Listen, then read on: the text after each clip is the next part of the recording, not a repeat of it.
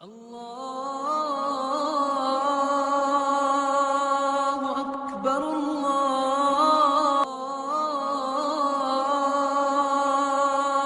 اکبر۔ قرآن خوانی ہو رہی ہے اور یہ 10واں ہو رہا ہے اور یہ 40واں ہو رہا ہے اور یہ برسی ہو رہی ہے، ان کا کوئی ثبوت نہیں ہے کتاب و سنت کے اندر، یہ بدعت ہو گئی۔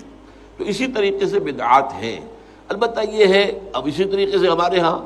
ایک نئی رسم چلی ہے، آپ یوم پیدائش منا رہے ہیں، سالگرہ کر رہے ہیں، یہ مغرب سے آئی ہوئی ہماری رسمیں ہیں، یہ کوئی صحابہ کرام سے حضور سے تو ثابت نہیں ہے۔ تو ان چیزوں کے اندر بچنا چاہیے ان سے۔ البتہ یہ ہے کہ ایک ہے کہ جو سائنس کی ڈیولپمنٹ سے ہے، اب کوئی کہتے ہیں صاحب پھر آپ ریل گاڑی میں سفر کیوں کرتے ہیں، وہ تو صحابہ کے اور حضور کے، یہ سائنس کی ترقی سے جو چیزیں آئی ہیں یہ بالکل دوسری چیزیں ہیں، ان میں ثواب کا معاملہ نہیں ہے، یہ تو آپ کی ایک ضرورت ہے جو پوری ہو رہی ہے۔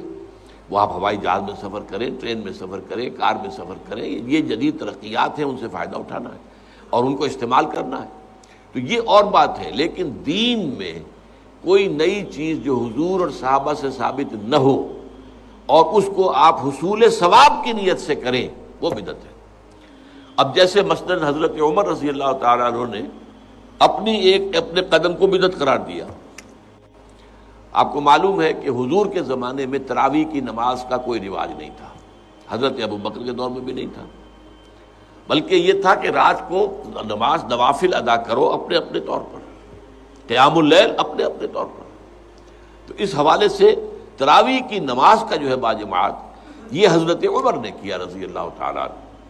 کہ ایک دفعہ آپ آئے اپنے دور خلافت میں مسجد نبوی میں، دیکھا کچھ لوگ ادھر کھڑے ہیں، کچھ ادھر کھڑے ہیں، کچھ ادھر کھڑے ہیں، کچھ ادھر کھڑے ہیں، اب ایک ایک جو حافظ ملا ہوا اس کے پیچھے قرآن سن رہے ہیں، پڑھ رہے ہیں۔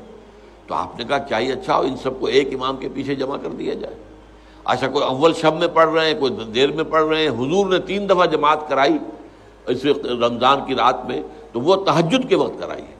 وہ عشاء کے ساتھ نہیں، جو ہم تراویح کہتے ہیں کہ عشاء کے ساتھ ہی 20 رکعت ہم پڑھتے ہیں، یا اہل حدیث حضرات 8 رکعتیں پڑھتے ہیں، اس لیے کہ حضور نے تو صرف تہجد کی جگہ پر پڑھائی، تہجد کی 8 رکعتیں ہوتی تھی حضور کی، تو 8 رکعتیں آپ نے پڑھائی۔ لیکن یہ ہے کہ پھر حضرت عمر نے یہ فیصلہ کیا کہ اس طرح کر دیا جائے، اور اس کے بعد یہ ہوا کہ ایک امام ہے، سب لوگ سن رہے ہیں۔ اس کے بعد ایک دن کہیں آئے حضرت عمر، داخل ہوئے، دیکھا کہ ایک امام کے پیچھے پوری مسجد بھری ہوئی ہے، جماعت ہے، ہو رہی ہے، اور آپ نے کہا نعم البدعۃ ھذہ، یہ ایک اچھی بدعت ہے جو ہم نے شروع کی ہے۔ تو اس سے بدعت حسنہ کا لفظ عام طور پر لوگ لے لیتے ہیں، لیکن یہ واضح رہے کہ یہ حق جو ہے یہ خلیفۃ المسلمین کو تو حاصل تھا، یہ نہیں ہے کہ ہر شخص اس طرح کی نئی بدعت ایجاد کر لے اور کہے یہ بھی اچھی بدعت ہے، بدعت حسنہ ہے۔ اگر ہم اذان سے پہلے یہ پڑھ دیتے ہیں، درود پڑھ دیتے ہیں، تو کیا برائی ہے اس میں؟ کوئی بری بات تو نہیں ہے درود پڑھنا، لیکن بھائی نہیں، یہ قرآن اور حدیث سے اور صحابہ کے عمل سے ثابت نہیں ہے، اس لیے یہ بدعت ہوگا۔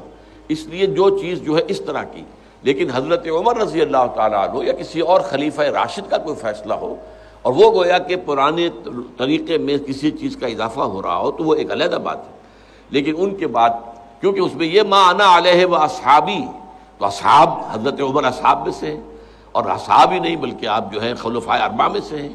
خلیفہ ثانی ہیں، تو اس پہلو سے ان کی بات علیحدہ ہوگی، لیکن کسی اور کو اپنے کسی کام کی شروع کرنے کو بدعت حسنہ قرار دینا یہ درست نہیں ہے۔